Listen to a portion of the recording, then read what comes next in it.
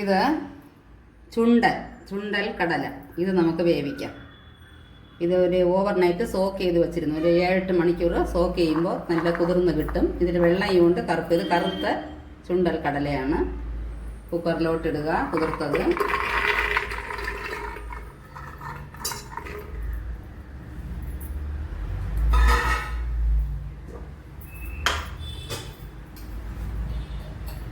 ചെറുതായിട്ട് ഉപ്പിടാം.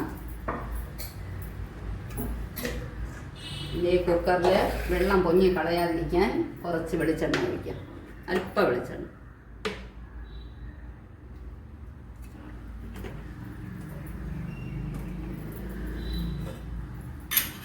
വെള്ളം പച്ചവെള്ളം കുറച്ച് മതിയാവും. ആ കടല മുങ്ങിയില്ലെന്നുള്ള ഒരിതിൽ.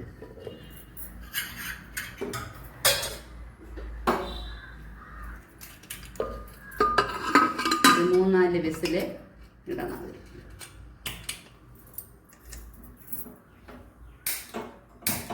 സ്റ്റീം വരുമ്പോൾ തന്നെ ഞാൻ ഇത് വെയിറ്റ് ഇടാറുള്ളൂ.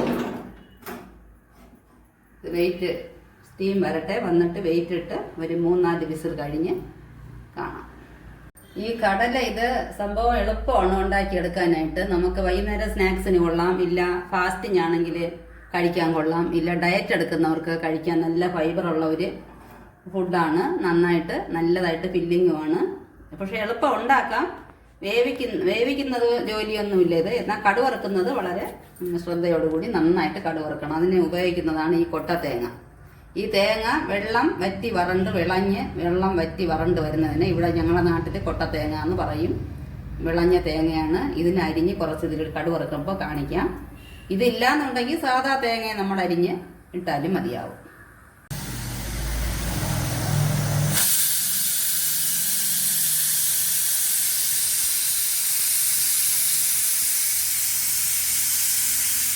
നമ്മൾ അല്പം എണ്ണ ചേർത്തത് കൊണ്ടാണ് ഒരൊറ്റ വെള്ളം ഇവിടെ ഒന്നും വരത്തില്ല. നല്ല ക്ലീൻ ആയിരിക്കും.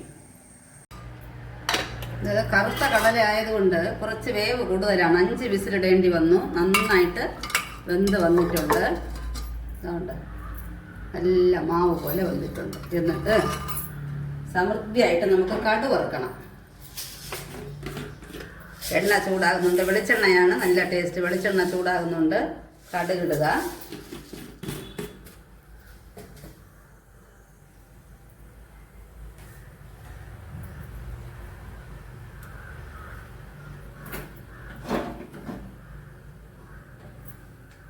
കടുക് പൊട്ടാൻ തുടങ്ങട്ട്.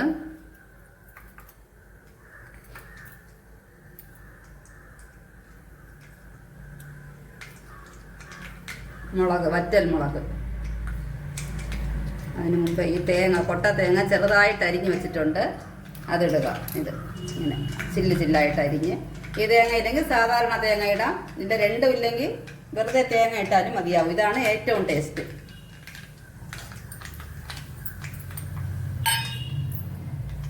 ചുവന്ന് വരട്ടെ. എന്നിട്ട് വറ്റൽ മുളക്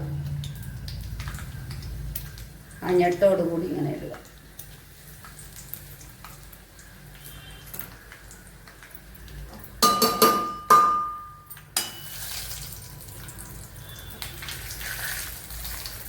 തേങ്ങ ഒന്ന് മൂത്ത് വരട്ടെ.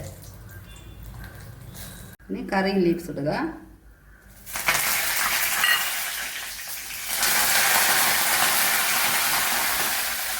തേങ്ങ നന്നായിട്ട് മൂത്തിട്ടുണ്ട്. കടല ഇടാം.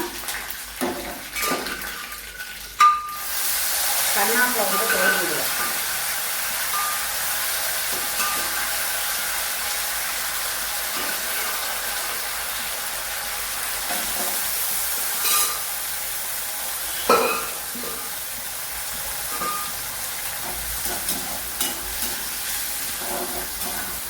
എന്നിട്ട് ഇതിൽ ഗ്യാസ് എളുപ്പം വരാൻ ചാൻസ് ഉണ്ട്. അതുകൊണ്ട് നമ്മൾ എപ്പോഴും കായം കൂടി ഇടുക.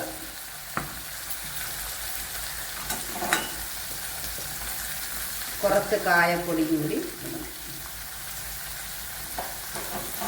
ഇത് എന്നിട്ട് ഒന്ന് മൂപ്പിച്ച് എടുക്കണം. നല്ല വെള്ളമൊക്കെ വറ്റി നല്ല മൂത്ത് കാണാം. കടല റെഡിയായിട്ടുണ്ട്. നല്ല മണവും ഉണ്ട്. ഞാൻ ടേസ്റ്റ് നോക്കി, അടിപൊളി ടേസ്റ്റാണ്.